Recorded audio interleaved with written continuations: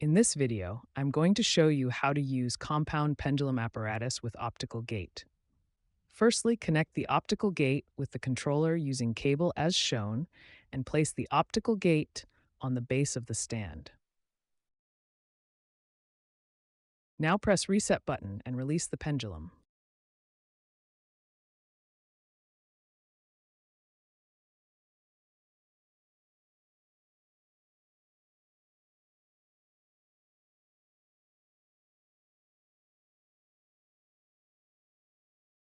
The pendulum will cross the optical gate and time for 10, 20, 30, 40, and 50 oscillations will be displayed on the screen.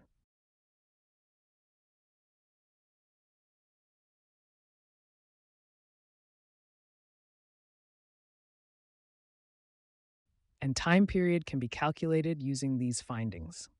An acceleration due to gravity and radius of gyrations can be calculated. Thanks for watching the video, and if you like the video, please do subscribe and press the bell icon for the latest updates.